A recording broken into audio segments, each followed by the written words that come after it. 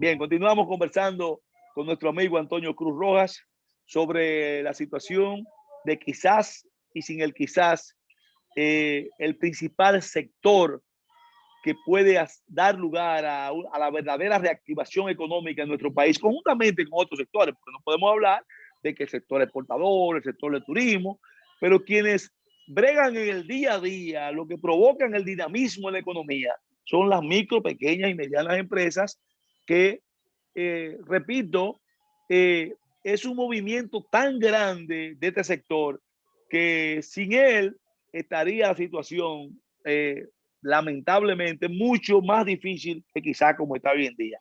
Me iba diciendo, Antonio, sobre la parte de la consolidación de la deuda. Continúa en esa parte.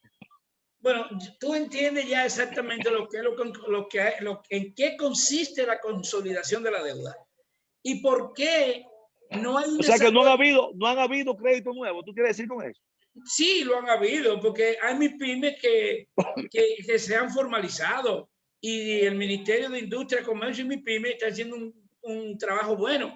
Lo único es que yo me atrevería a decirle, por ejemplo, y ojalá le llegue a través de una vía, Luis Abinader ha hecho compromiso de formalizar 600,000 negocios en su gobierno o 600,000 MIPYMES. Hay que hacer un trabajo de formalización. Hay que desarrollar proyectos sobre formalización. ¿Por qué las MIPYMES no se quieren formalizar? Porque el problema está en que el costo de la formalización es muy alto con relación al regreso de los impuestos. El regreso de los impuestos es mínimo porque, por ejemplo, un dueño de colmado tiene un hijo estudiando en un colegio porque no confía en la escuela pública. Pero un dueño de colmado tiene que comprar agua en su casa para su familia. Claro. Pero aparte de eso, en su negocio tiene que comprar una planta eléctrica para tener energía. Pero aparte de la planta, tiene que tener un inversor. Oiga, ¿cuánto capital se dilapida, se saca del negocio para no circular dentro del negocio justamente por la situación de la necesidad que tiene? Entonces, si tú a eso le sumas la formalización, aparte de eso, no tienen seguro médico la mayoría. La mayoría no tienen seguro médico. Más del 85% de ese sector no tiene seguro médico. Entonces, por ejemplo, ¿qué diferencia hay entre una MIPYME formal y una informal? Que la formal cumple con todos los requisitos, tiene la ventaja que aprovecha todas las facilidades que el gobierno da y que el gobierno le ofrece, porque no es que ser formal es malo, porque el que no es formal pierde muchas oportunidades de las que el gobierno ofrece. Pero entonces, la mayoría no tiene la capacidad para decir yo tengo un contador público autorizado permanentemente en mi negocio. Entonces, eso se queda, ese dinero que va a una tasa de interés bien baja, se queda entre los pies de los caballos que están pegados ahí, que son los mismos de siempre, con una ligera diferencia de algunos que se pueden formalizar para poder aprovechar eso. Por ejemplo, voy a aprovechar. Nosotros ya este año como CONACER iniciamos el programa de talleres virtuales, que antes lo hacíamos presencial, pero con el problema de la pandemia hemos tenido que ajustarnos al protocolo y no podemos estar visitando provincia por provincia como lo hicimos desde el año 2015 hasta el año 2019, antes de la pandemia. Pero entonces, ¿qué pasa? Nosotros, por ejemplo, ya tratamos el primer tema que tiene que ver, eso es en función de apoyo a la MIPYME. El primer tema que tratamos fue cómo accesar a los préstamos de ProMIPYME, formales o informales, porque ProMIPYME tiene una ventanilla para los informales. Claro. La diferencia es que el costo del dinero para los informales es más elevado que para los formales. ¿Usted me entiende cómo es? Entonces, eso, el hecho de no ser formal, lo pone un poquito en desventaja en el mercado. Entonces, Por otro lado, nosotros tenemos una coherencia del trabajo que estamos haciendo y para el próximo día 17 nosotros vamos a desarrollar un programa sobre formalización con el viceministro de Industria, Comercio y MIPYME, el doctor Richard Hernández, hijo de Tito Hernández, que está trabajando ahí. Pero nosotros estamos presentando un proyecto de formalización con técnicos especializados. Incluso estamos organizando un proceso para dar maestrías relacionadas con lo que es la formalización, con técnicos especializados internacionales. Nosotros le vamos a presentar ese proyecto a Industria, Comercio y MIPYME y a otros organismos. Eso es un papel que nosotros jugamos como ONG, que nosotros no somos competencia de las MIPYME, porque nosotros lo que somos es una organización para orientarlo, educarlo, defenderlo, representarlo y gestionar servicios para los socios beneficiarios. Y ese es un papel que nosotros juzgamos que tenemos que cumplir. Antonio, vamos a irnos a un campo un poquito más práctico, profundo. Pero no, más, yo diría al contrario, más práctico, más llano, de lo que golpea realmente a la ciudadanía y de lo que el sector que tú representas a través de ese organismo CONACER, que es un organismo de orientación, de preparación, de lograr capacitar a nuestros micro, pequeños y medianos empresarios. Es la situación que estamos viviendo en los últimos meses de alzas importantes en diversos artículos de primera necesidad. ¿Crees tú que se debe a un asunto puro de oferta y demanda? ¿O crees que hay algunos factores que hacen, y si es cierto eso, que estos productos, según las opiniones que uno oye, se hayan encarecido de una forma que no responde realmente a la realidad? Mira, lo primero es que yo quiero decirte que, y esto te lo voy a comparar con algo que está sucediendo actualmente. Estamos en un periodo anormal. Estamos viviendo frente a un fenómeno que no conocíamos, pero estamos viviendo también momentos difíciles. Pero no es nuevo el alza de los precios, número uno. No es la primera vez que podemos decir que los precios han subido. Si tú haces un análisis y oyes lo que te voy a decir. Sabemos, Antonio, que no es la primera vez, pero yo me refiero a que estamos viviendo una etapa donde lógicamente es una situación muy difícil, no para la República Dominicana, pero para el mundo completo. Y si nosotros le agregamos a esta situación de la paralización económica, a esta situación de la pérdida de empleos, le agregamos también el componente del alza de los precios, complica un poco más las cosas, pero tenemos que ser realistas. Si hay razones que provocan, yo te pregunto a ti como conocedor, pero principalmente para mi público televidente, quizá yo tenga el conocimiento de qué se debe, pero para que tú no lo expliques. Sí, mira, cuando te hablaba del proceso anormal que vivimos, hay tres cosas que disparan los precios, Número uno, si la producción se mantiene estática y el consumo sube, suben los precios. Si la producción se mantiene, si la producción no sube y se mantiene la presión de consumo, suben los precios. Si el gobierno en un momento determinado inyecta recursos al mercado sin ser necesario, suben los precios porque la gente va a adquirir genera más demanda. Entonces, el problema actual, y es un análisis que ya nosotros hicimos, mira, en los momentos actuales, tú tienes un confinamiento donde tú tienes menos personas en el campo de la producción con un consumo más elevado. Te voy a explicar por qué. O sea, en los mataderos hay menos carniceros por el distanciamiento. Eso es lo que significa que no va a salir la misma cantidad de carne que salía antes.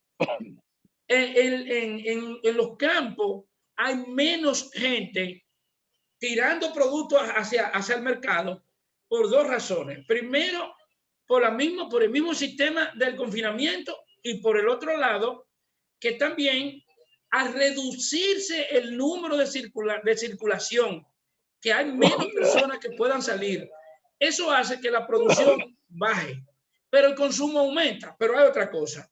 La gente dice, pero los hoteles están cerrados. Pero ¿dónde está comiendo la gente? La gente está comiendo en su casa. Lo que no se están comiendo en los hoteles, se lo están comiendo en su casa. Pero hay otra cosa. Adiós, el que va al supermercado no va a comprar 2 libras de arroz, va a comprar un saco para no tener que volver a los 2 días y para no tener que volver otra vez de una vez. Entonces, ¿qué pasa? Una baja en la producción por el problema de confinamiento y un aumento en el consumo que se suma en dos cosas: en un mayor consumo de la gente y en un mayor nivel de acaparamiento de guardar productos en su casa. Hay muchos que tienen la despensa llena sin necesitarla, pero tienen miedo de volver a la calle porque no quieren ir a esa fila, y así sucesivamente. Pero hay una cosa: en un momento determinado hubieron unas declaraciones sensacionales de alguien que para mí había políticos detrás de ellos, cuando hablaron que el arroz iba a subir a 40 pesos la libra.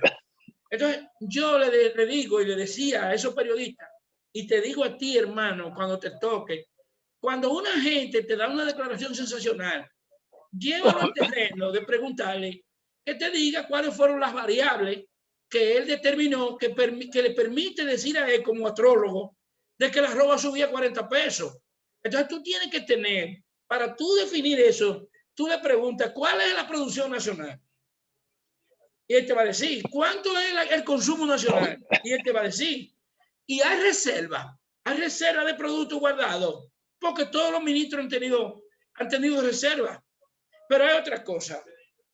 Si tú tienes, como lo tienes actualmente, un consumo de 13.6 millones de quintales de arroz, con una producción de 12.4 millones, tú tienes 455.000 quintales de arroz que no lo está produciendo, pero tiene una reserva de 3.100.000 quintales que lo tiene en reserva.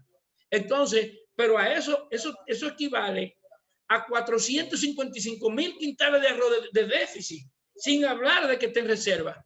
Pero entonces tú dices, pero yo tengo los contingentes arancelarios, que los contingentes arancelarios son 16.000 toneladas métricas de arroz, que equivale a 455.000 toneladas métricas de arroz. Wow.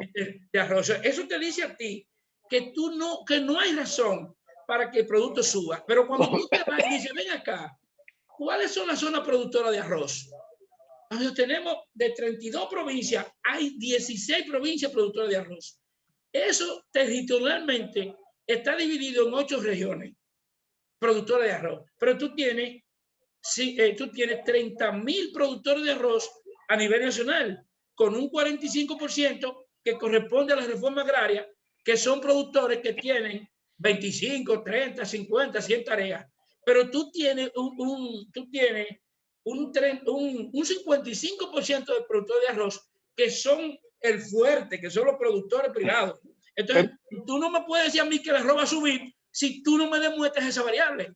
Pero Antonio, está bien. Yo mira, coincido contigo en el planteamiento que hace, sustentado claramente, pero tú eres un hombre que yo de lo que te conozco, sé que eres un hombre pragmático, que eres un hombre con los pies en la tierra.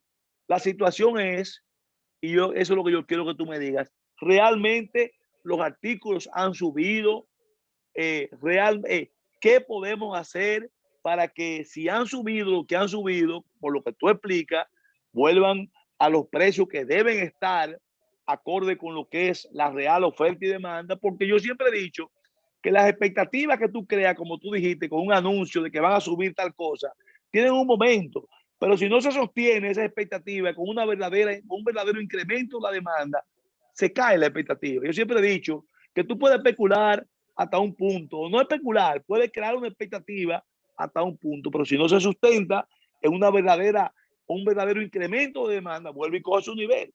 Pero seguimos viendo, quejándose de que las cosas están subiendo, Y vemos por otro lado al sector oficial que, como tú señalas, está explicando que no hay razones para que las cosas suban y que van a volver a sus caudales. ¿Qué es lo que necesitamos? Déjame decirte, lo que yo quiero es ser lo más responsable posible y no querer echarle la culpa quizá a quien no la tiene, pero sí hay quienes somos responsables de lo que está pasando. Te voy a explicar por qué. Mira, primero las autoridades que están no han sembrado nada todavía que se pueda consumir. Ellos recibieron la producción como estaba, recibieron la planificación que había, pero hay fenómenos sobrenaturales que afectaron esa producción que cuando llegó la hora del consumo no ha podido responder. No obstante, la demanda de productos, de personas, aparte de eso, el mismo presidente de la República puso mucho dinero a circular, incluido lo que hizo que descentralizó la canasta de la cajita en diciembre. Y ese dinero fue al mercado y a mucha gente que no podían conseguir una cajita, consiguieron 1.500 pesos y fueron y compraron y se abastecieron. Ahora, ¿qué yo le propongo y qué yo digo? Que hay un factor que yo he dicho y te lo voy a decir a ti. El primero que da la voz de alarma con relación a la venta, al costo de los productos, ha sido el presidente de la República. ¿Por qué? Porque el presidente ha desempolvado algo que estaba tapado, que nadie se acordaba de eso. Y yo te pregunto a ti, que tú te atreves a contestarme eso, ¿cuáles son los canales naturales de distribución de productos de consumo? ¿Cuáles son los canales naturales? Son las MIPYME, los colmados, los minimarkets. Claro, ese es el canal natural. Cuando tú coges y dices que tú estás tirando los camioncitos de INEPRE para la calle, en vez de hacer un programa dirigido a MIPYME, a los colmados, y desarrollar un proyecto hasta con supervisores, y llevar esos productos a la puerta del colmado y ponerle hasta un supervisor ahí, si es necesario, y decir, vamos a poner 10 supervisores para 100 colmados. Un ejemplo, para que no me pueda vender producto fuera de ahí. Porque mira cuál es el problema. Antonio, tú sabes bien, hermano, escúchame que te interrumpa. Tú sabes bien que no hay condiciones para tú poder, vamos a ser claros en esto, para tú poder establecer un sistema operativo que supervise realmente. Eso es lo correcto, lo que tú dices, que no hay mejor canal que los propios pequeños, micro y medianos empresarios. Pero no me digas que el gobierno tiene capacidad, donde tú acabas de decirme que hay 70,000 colmados, para poner un ejemplo, entre colmados, pulpería, pequeñitos negocios. Tú me vas a decir a mí, hay más, mucho más. Tú me vas a decir a mí que el gobierno va a tener capacidad de ponerle supervisores a cada uno para que estén dándole seguimiento a lo que ellos hagan. Yo creo, como tú, que no debe haber un mejor canal que eso. Ahora, cuando el gobierno hace y sale con los camioncitos, que en eso coincido contigo, es una solución quizás, vamos a decirle así, de emergencia, para en un momento determinado bajar un poquito el nivel. El gobierno lo hace de manera momentánea. Ahora vamos a organizar eso que tú señalas. Ustedes le han planteado al gobierno, le han planteado a agricultura, le han planteado a industria y comercio los mecanismos reales, efectivos, para que eso se haga a través de los micro, pequeños y medianos empresarios de manera organizada y de manera que hagan que los productos lleguen a los precios reales y lógicamente adecuados al consumidor. Sí, pero tengo que decirte, tú lo estás diciendo de afuera, pero yo lo estoy diciendo de adentro. Sí, yo sé. Mira lo que te voy a decir. El problema de los camioncitos lo que hace es que pone el pueblo a pelear con los colmados. Y los colmados son los que resuelven el problema. Porque ¿quién compra en el camioncito? El que en el momento que pasó tenía para comprar pollo. Pero ¿qué hace? Tiene 200 pesos para la comida del día. Va y lo compra de pollo y va a coger la comida hacia el colmado. Entonces, ¿qué pasa? Pero eso, porque el que dice lo que no debe, oye lo que no quiere. Pero hay otra cosa. Adiós, y los picadores de pollo. ¿Qué hacen los consumidores? Que van a buscar pollo al precio de dinero porque no tienen en mente que ese pollo es subsidiado, el que le están vendiendo. con los mismos impuestos que paga. Entonces, ¿qué es lo que yo te quiero decir?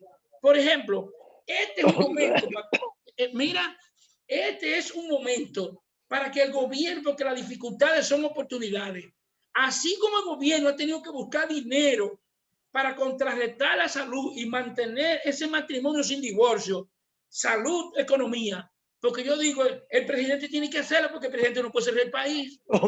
Claro. Entonces, ¿qué? Salud y economía. Ajá. ¿Y cuántos millones se han ido en salud?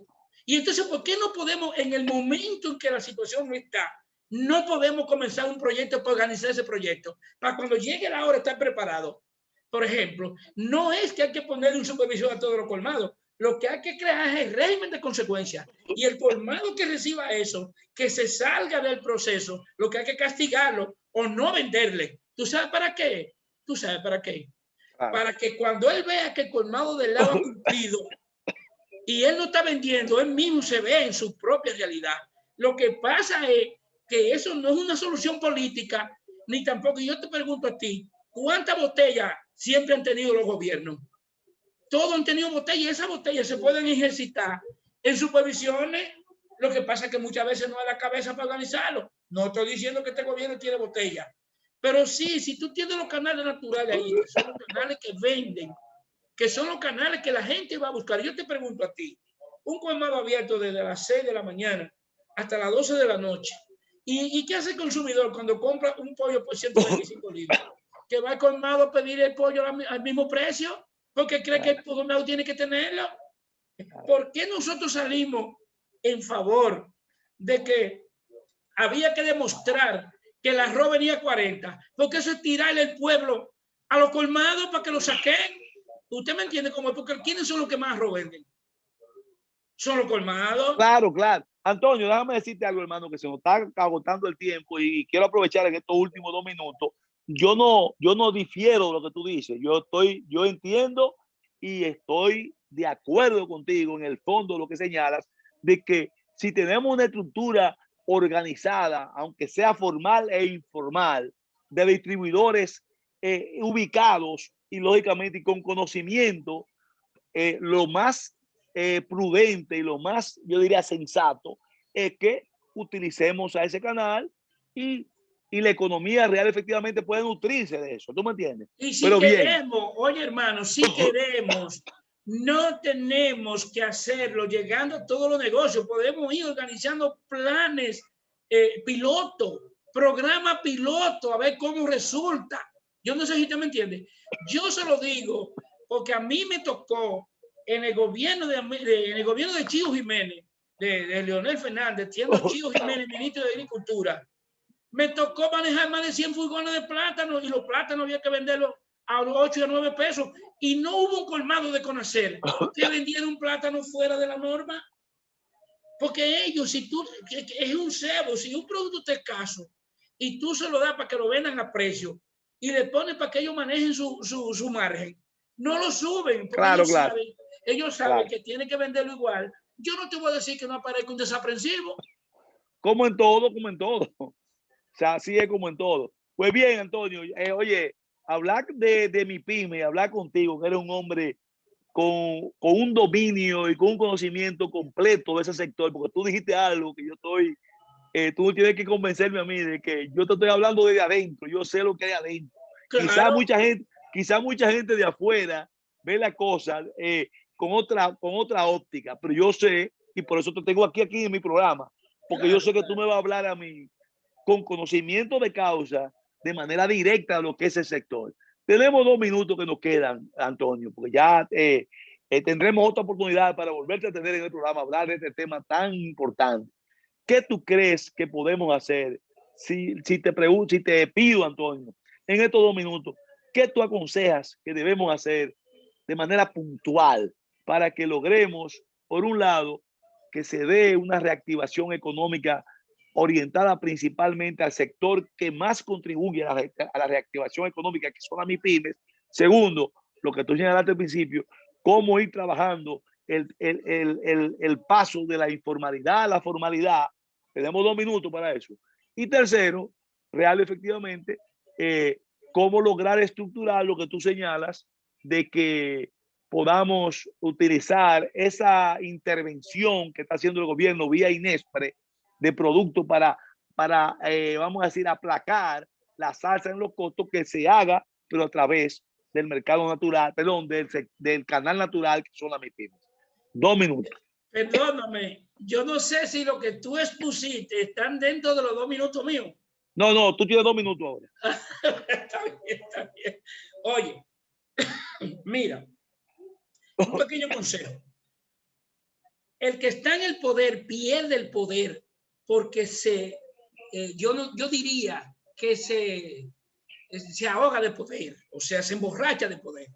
Y llega un momento que no entiende que lo que lo llevaron ahí tienen necesidades.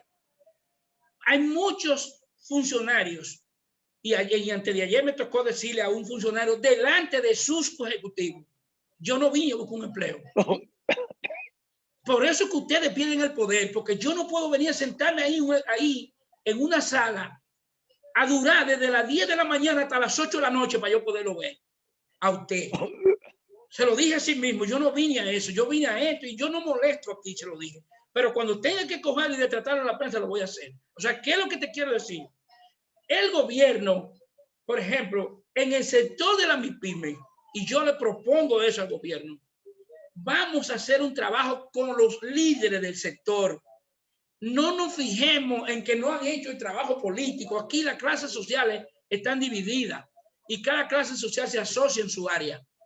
Entonces, vamos a adiestrar a esa gente. Por ejemplo, en mi caso, yo arranco de una vez porque mi trabajo está hecho, pero hay muchos que hay que adiestrarlos. Yo te lo digo porque para que Luis Abinader, por lo menos, tiene que fortalecer y hacer inversión en lo que es la formalización de la MIPYME y crear mecanismos de incentivo, crear incentivos para que la MIPYME se formalicen. Okay. Y para que generen empleo directo y generen más empleo. Si el dinero circula hacia ahí y se destina dinero para la formalización, tú puedes estar seguro que el gobierno va a ver los resultados y no se va a quedar todo en un círculo vicioso como está la situación actual. Bueno, Antonio, el tiempo nos ha sido corto para poder tocar tantas cosas que yo sé que tú, con el conocimiento y la experiencia que tienes, puede traernos como información útil a nuestro público televidente, pero hemos logrado nuestro objetivo. Contigo, lo que Sin Esquema busca es que la ciudadanía pueda recibir de manera llana, de manera fácil, de manera didáctica, como tú lo has hecho, la situación sobre el sector que tú representas de tanta importancia en el país. Vamos a tener otra oportunidad para tocar otros temas específicos, aunque hemos aprovechado bastante contigo para tener una panorámica completa de cómo podemos rápidamente ayudar a este gobierno. Vamos a ser claros, porque ayudar al gobierno no me refiero para eso. No me refiero a ayudar al gobierno. Tienes que darte cuenta de algo.